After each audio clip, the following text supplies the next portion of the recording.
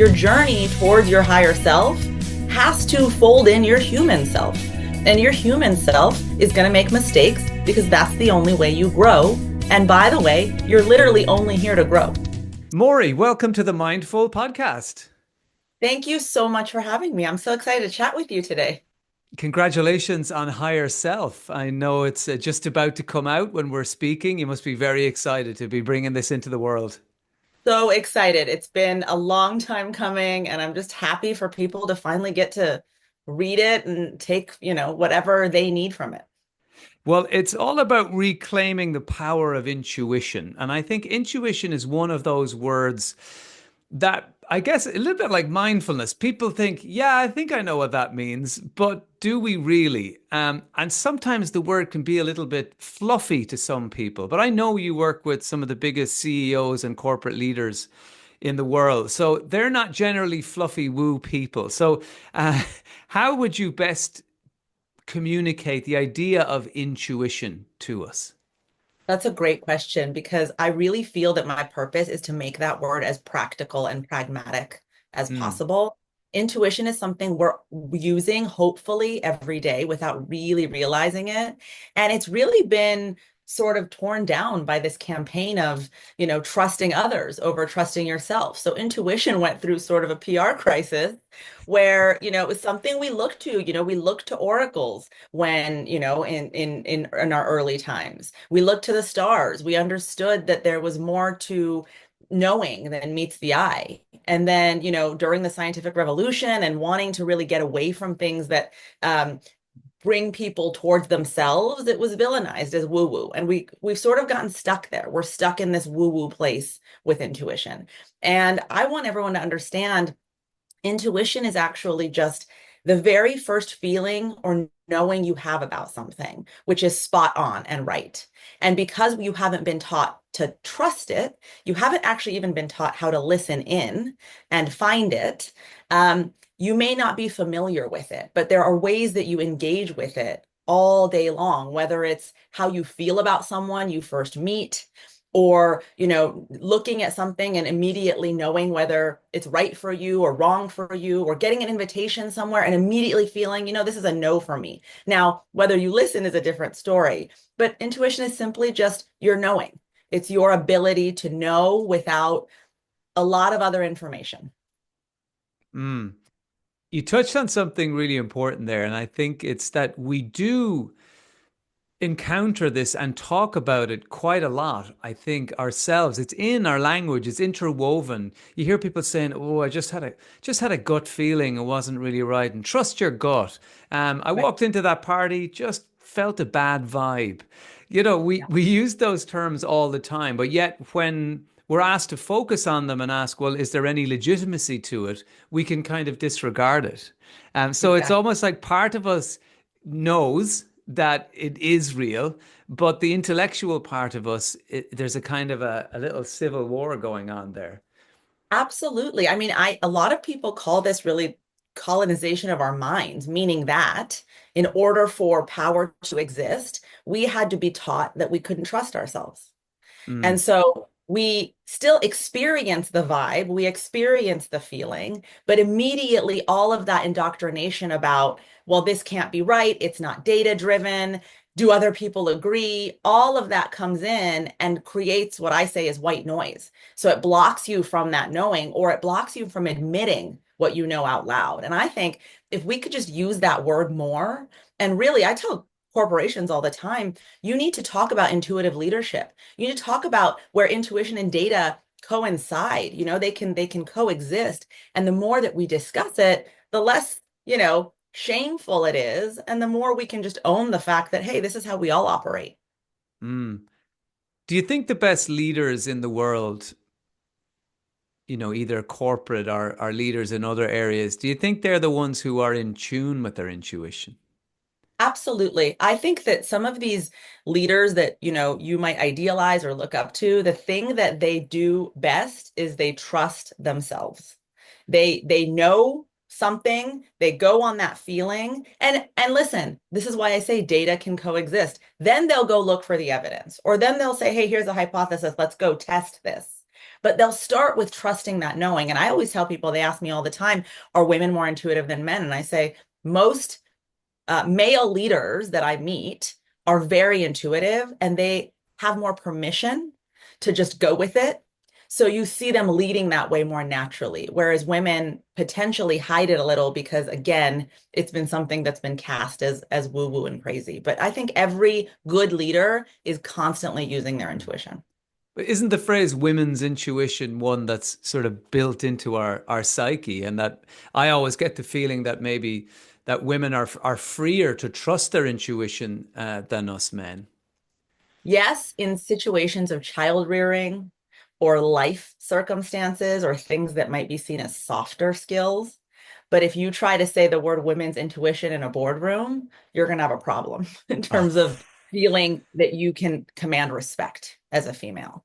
Whereas I mm. think that as a male CEO, it's just, again, something that they do and they do well, and it's more naturally respected. Mm. You touched on something important there, I think, the idea that you would trust yourself, that men may be more likely to put another way, to back yourself. A very good friend of mine used those words when I was pondering over leaving a perfectly good radio career to go and pursue my passions in another area. And he used the phrase, look, just back yourself, and can we really back ourselves? Can we really get behind ourselves and get out of our own way if we're not in touch with that intuition? You can't do it if you don't trust it. It's Mm, it's more about making sure that you go through the process, and that's what this book is about, of getting rid of all the limiting beliefs, or not getting rid of actually, but working through the limiting beliefs so yeah. that you trust what you're hearing. That's the biggest blocker, which is why I call the book Higher Self, because there is an aspect to us that is full of wisdom and knowing and dignity and confidence and authority, and that is our higher self. That's the self that can back yourself. You have Mm, to have all of those attributes if you're going to stay and stick it through. I'm sure all the highs and lows that came with a massive career change like that, because imposter syndrome and self-doubt and shame and all of those noises are so loud. You need this other self, your higher self, to be the one to remind you through your intuition that you're doing this for a purpose and that you have what it takes, you have the worth, the inherent value to do it. mm. Talk to me about people pleasing. It's a subject you've spoken about on your podcast, and I really Yeah. enjoyed it. I'm guessing that's one of the main obstacles to tuning into your intuition. You may be getting that intuitive feeling. Your gut may be screaming at you. I've called it in the past my inner potato. That sort of heaviness in my belly that was gently letting me know that I was ready for a change. I guess that, in a way, could be my intuition speaking to me. And we have a Absolutely. choice in those moments, I think, to listen to our. I don't know why it materialized in my mind as a medium-sized spud. I don't know Love why, it.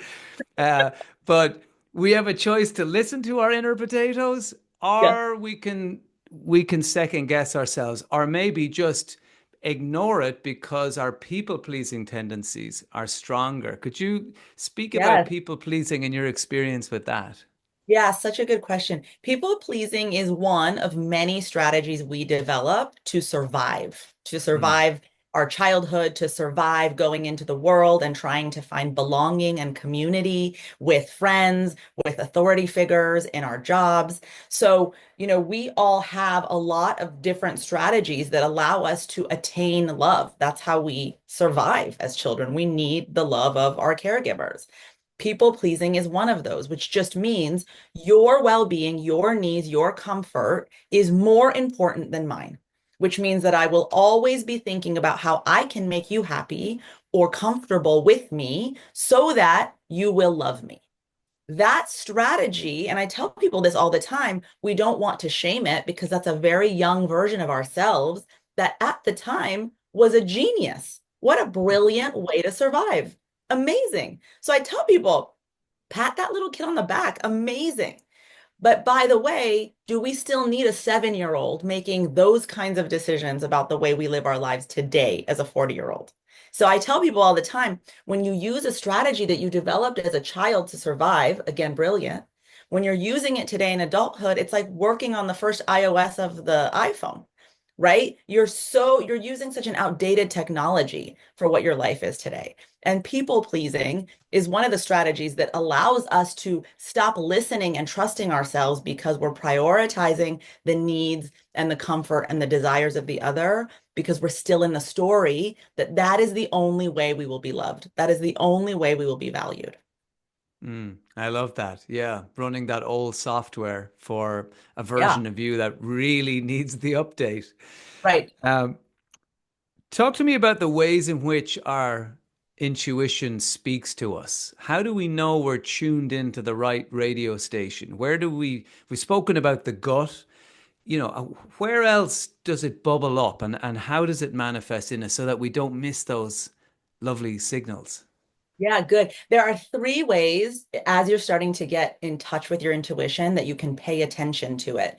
And what's most important in the work of becoming more intuitive is that you are able to distinguish between your fear voice and your intuitive voice. So everything I'm about to say, I'm going to tell you what the fear self feels like and what the intuitive self feels like so that you know the difference.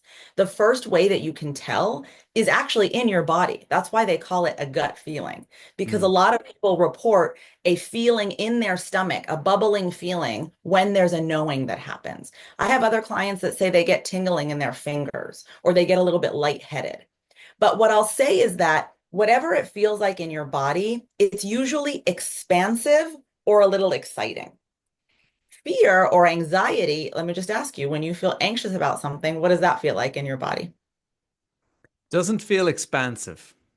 It It usually it feels like a contraction. It's a mm, tightness. Like people will say, I feel like there's an elephant sitting on my chest, or I can't breathe, or, they'll have aches and pains in their body. So fear, anxiety, limiting beliefs are a contracting energy in your body because the muscles in your body are literally trying to protect you from the fear thought. So they contract. mm, Intuition is an expansive feeling. So you have to play with that because I can't ever tell anyone this is what it's going to feel like for you. Intuition is so, unique to who you are, but that's one way. The second is in your energy system. When you're getting an intuitive thought, it's usually really calming. It usually comes through and it's just you're calm when you hear it versus a fear thought, which is draining. When you spend time with a fear thought, it's almost like your life force is bleeding out of you. An intuitive thought is sustaining of your energy. It allows you to hold on to your energy field. Seriously, just think about a battery. If your mm. battery feels drained, that's a fear thought. If your battery feels the same as it was, or even a little heightened, that's an intuitive thought. And then the last one, which I think is the most powerful, is in your emotion. Intuition is emotionally neutral. Do you know what I mean when I say that? Like when you think about an intuitive thought you've had, does it have a big emotion attached to it? No, I'm just trying to tune into it here. Yeah. Just in case you think I'm having a senior moment or I'm just spacing out here.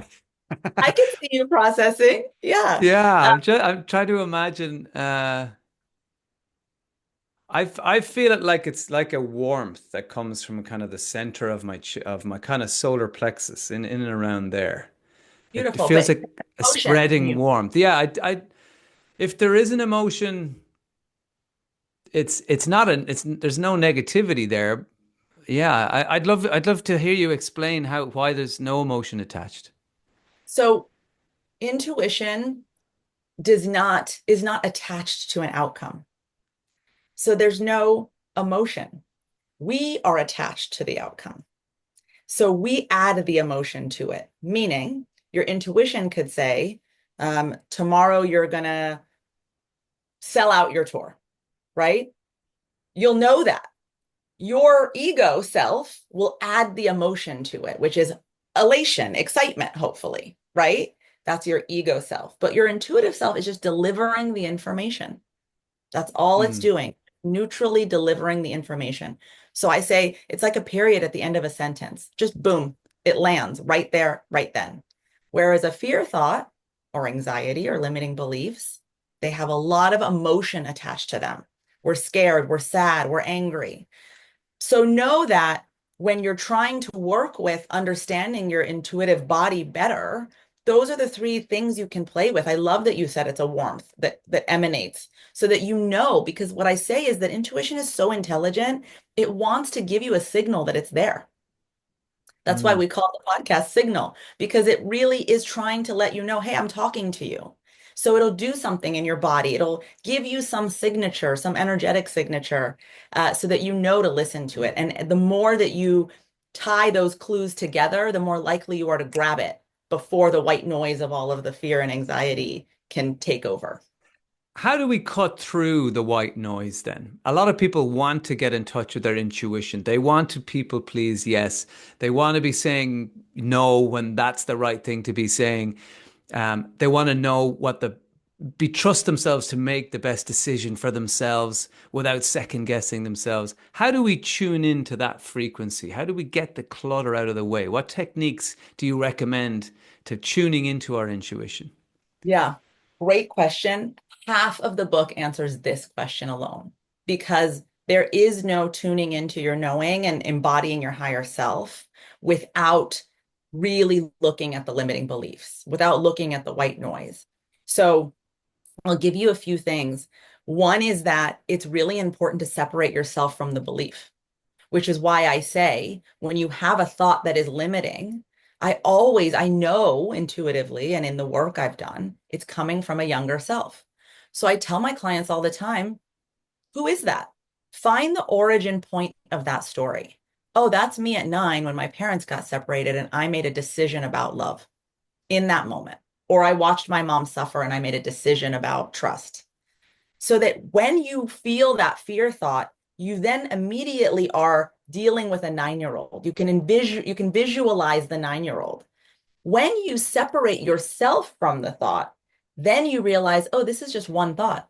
There could be other thoughts. If this 9-year old has a thought, who else might have a thought? Is there a higher self that has a different thought? And then we get into that challenging that belief. Well, what's the opposite of this thought then? If I Mm. believe that I will never make it because I'm not worthy of writing this book, what's the opposite of this thought? Well, you're going to write this book and everyone's going to love it. Then you get to decide which one feels better.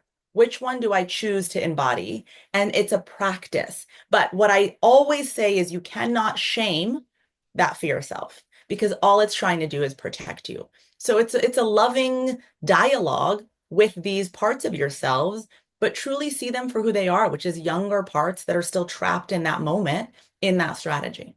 Mm.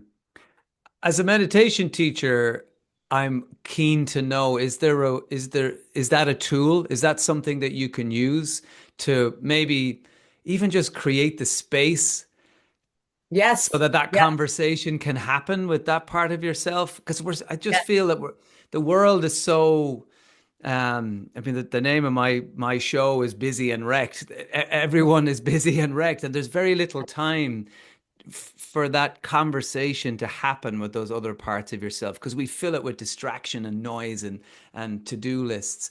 Is there any space for those kinds of tools to help you connect with that intuition? Yeah, I now want to send you the meditation I created to just hear what you think about it as a meditation teacher. So I'm going to challenge myself to do that. But the one that I use with my clients is what I call it the Mm. spectrum exercise, where we drop in, you breathe, you get calm, and then I ask them to think about something they're trying to decide about right now in life. And they'll bring the decision, and then I'll tell them to turn their heads to the left, take a deep breath, and invite the fear self to say everything they feel about that decision. And it's, a little uncomfortable, but they'll Mm. listen in. What does my fear self think? And then I'll say, who has that thought? Visualize. Visualize that self, the origin point of that thought. Look at that self, eye contact, and we'll spend time. And then we'll breathe. We'll turn our heads to the right. And then I'll kind of walk them through a meditation about what your higher self feels like. Really imagine the most grounding, calm, dignified, knowing aspect, energy you can imagine. Take a deep breath, ask that side exactly the same question. What do you receive? and really sitting with the difference between the two. And then we'll do something where we bring the higher self over here to the left and allow it to really kind of fold in this younger self and introduce it to a new way of seeing the situation. Yeah, I love it. It's like you're bringing the parts, the Yeah. the warring parts of ourselves together. Oh, do you get to charge two fees? You're like, Exactly. That is well, too big. Yeah. yeah, $200 for you and Yeah. 150 for your younger self Yeah. there, for your inner child. Yeah. Good idea. Um, what about purpose and values?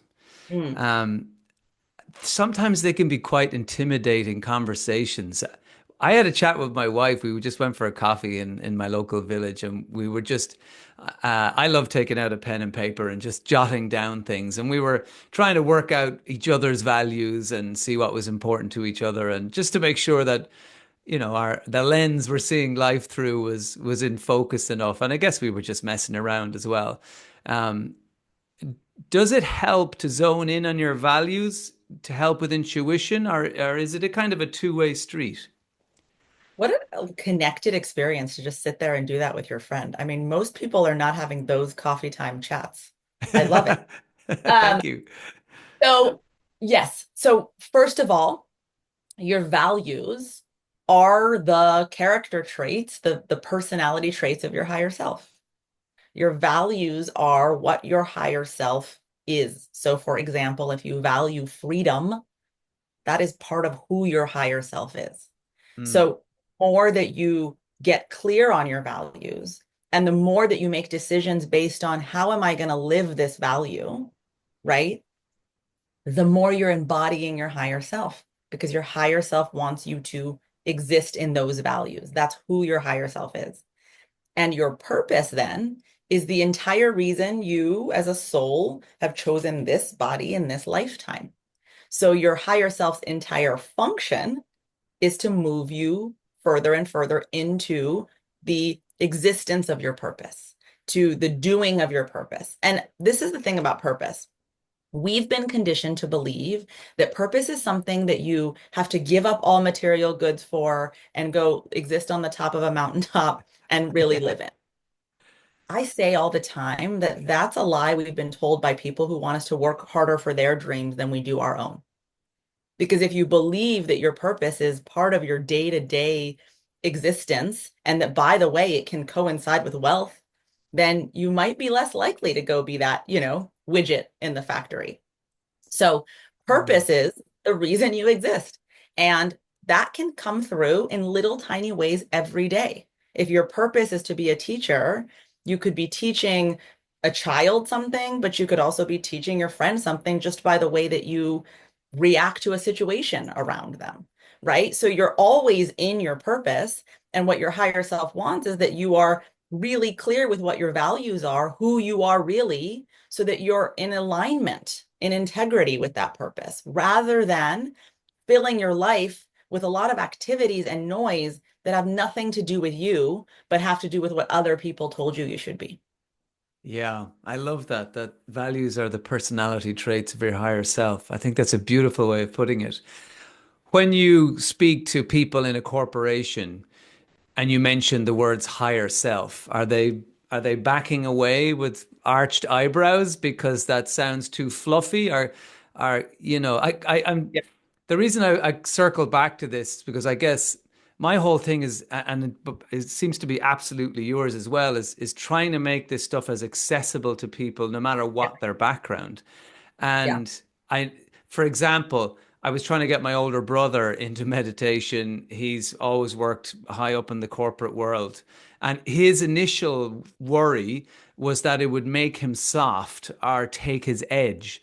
The Yeah. minute you start introducing these kinds of topics or phrases like higher self, do you Yeah. do you meet any of that Oh, yeah. pushback in your world when you bring these big deep topics in, but the way it's framed just freaks some people out. Yeah, I mean, yes, and I'm fortunate enough to come from a PR and communications background, so you better believe I'm saying it in 100 different ways depending on my Yeah. audience. But I will say that it's sort of like crushing up the medicine and putting it in the smoothie. It's about teaching them in the moment with language that they will resonate with. So sometimes with certain leaders, I'll say, who is the most like certain version of you in a boardroom? And they'll explain it to me. And I say, let's visualize that version of you. Okay. What do we want to call this version? And, they don't know. And I'll say, can we say this is your higher self, your highest frequency? Yeah. So, it's really about making it their own rather than me introducing a concept that feels foreign. It's like, what is this for you when you are fully in your power and your knowing and your compassion all at once? Like, what is that self?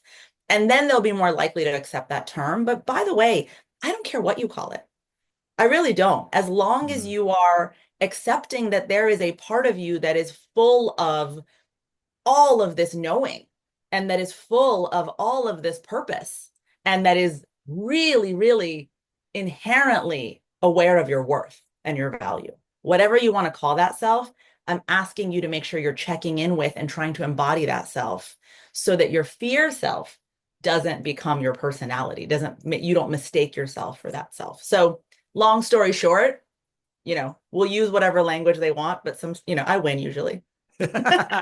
yeah, it sounds like it. I love it. It's like the way the Navy SEALs call meditation tactical breathing, and Hmm. it sounds immediately more Yeah. soldiery and tough Yes. Yeah. and I guess that's what it is. It's like, oh, that's language I can relate to. Now I'm open to learning about this concept you're trying to teach me. But if I Yeah. can't, if I'm resistant to the language you're using, then I'm already closed off.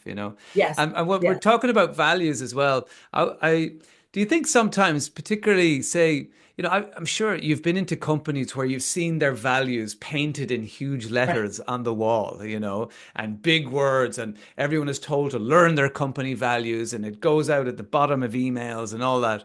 But yet, you could get a lot of people who know their company values inside out. They could ream them off. But if you ask them what their own personal values are, they might be like, I haven't really thought about it. Mhm. And do you find that that it's an interesting disconnect that we can easily know the values of things around us, but maybe when it comes to ourselves, we haven't really taken the time to think about it.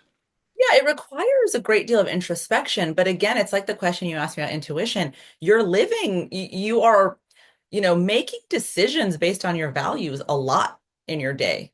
You're just not connecting the dots that this has to do with your values. If you're Mm. someone who's choosing not to do that happy hour after work because you really want to see your kids, you value family, right? You're just not stating this is a value that I have.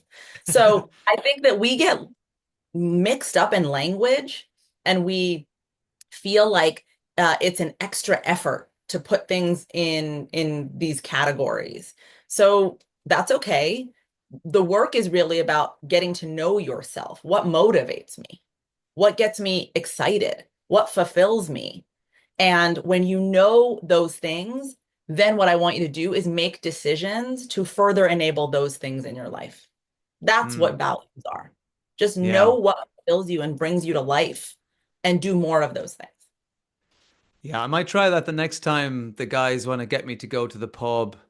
And I'm like, guys, no, family is one of my core values. All right. Values. So Yeah.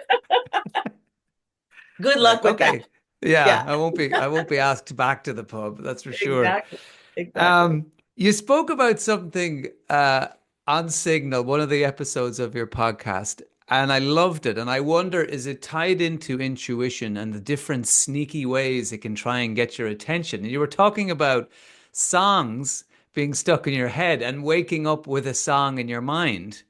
Do Yeah. you think there are those kinds of little messages that our higher self can be going like, Dermot is not listening to anything we're Oh, saying. yeah. What's he into? Music. Okay, let's send some songs his way and see if we can, as you say, crush up the medicine into the music, and maybe he'll Yeah. pick up on a few things. Oh, yeah. I mean, first of all, when I'm listening to music and I think about the artists and the lyrics they're writing, I'm thinking they're obviously channeling something. Mm, There is a universal truth that so many artists are pulling through their work, whether it's film or TV or music. And I think that that is a way that our guides that are, whatever you want to call them, the more divine aspects are nudging us, synchronicity. It's this way of saying, hey, there's more than meets the eye, and I want to give you this reminder, or here's a signal here. So yeah, I think absolutely. Have you ever had that experience where something happens and then you turn on the radio and the song is like perfectly matched to the thing you were thinking about? Right. Yeah. So there's so many moments of synchronicity, and I think that that's just another way that we get sent messages if we're open to it. And here's the other thing about a spiritual journey. Cynicism is so important in a spiritual journey. Otherwise, you're in a cult. So it's okay if you have your cynical mind, because what it's doing is trying to work it out so that it can be organic to itself, so that your mind can really understand it and you can make it your own. So you asked one Mm. question, I'm taking you in a different direction, but I just want to say, if I say that a song is a sign from, the divine, and you have a cynical part of you, awesome. Get curious about that cynical part and let it ask the questions it wants to ask. Mm. Because I think one day I had this song that was stuck in my head. It was stuck in my head for days, and I couldn't work out what the hell, why am I waking up with this song in my head? And then I went, okay, I'm going to just listen to the lyrics. Now, unfortunately, I can't remember what song it was. So I was going, okay, what part of the song keeps repeating? Yes. And when I actually listened to the lyrics instead of, oh, as in instead of the idea of the song itself, I was like, okay, what are those words that keep repeating? And it was a pretty effective message for something that was going on. And I found Yeah. that once I'd listened to the lyrics, and actually went, oh, it disappeared. It left me alone then. Exact. Not only that, but it does the thing it's meant to do. I had this experience. I was going through a divorce with two very young kids, 1 and 3, and my family took me on a cruise, and I was in St. Thomas, and I just was like, the chaos of something like that in your life is just constantly eating away at you. And I was in the water. The kids were playing with my family. I knew they were okay, and I was floating. And the lyrics to the Beatles' Let It Be just started playing in my head over and over again. Let it be, let it be. And I let the song play in my head as I floated there. That experience, 13 years later, is still something I think about when I'm stressing about something, is those words and how much I left that trip in such a place of total faith. You know what? You made the choice that was best for you and your children. Let it be and see what happens. So I think if you let those things be medicine, they can be. Um, One of the things I love about your approach is that you really communicate that it's okay not to be perfect. I think, do you think there's a lot of perfection in the world of wellness, that sort of projection of perfection, if that's not too difficult to say, in that world? And I just love, if you listen to your podcast, you guys just laugh at each other, you Not know, perfect. no, and your wonderful co-host was saying that she was hungover, Yes. in the new year and was welcoming the detox, and Yeah. like that's real life. We all drink too much from time to time. We get things wrong. We make fools of ourselves. Yeah. Do you think it's important to communicate that it's perfect to be imperfect? So important. My biggest pet peeve is all of this love and light healing that you see out there in the world. It's bullshit. And it makes people feel bad because you know what? You see people projecting this, especially on Instagram or TikTok, this love and light sort of way of being in their life. And then you feel bad about yourself because you can't actually achieve it. Guess what? Neither can they. That's not real. What's real is that your journey towards your higher self has to fold in your human self. And your human self is going to make mistakes because that's the only way you grow. And by the way, you're literally only here to grow. So if we can't weave those two things together and just have that experience simultaneously, then we are totally gaslighting ourselves. Yeah, I love it. Well, I can't wait for people to read the book. Higher Self, Reclaiming the Power of Intuition. It's so important and perfectly timed. I wish you the very best of luck with the book. Thank you so much for joining me, Maury. It's been a really, really gorgeous conversation, and hopefully we get to meet in person someday. Thank you, Dermot, and thank you for what you do too. Thank you.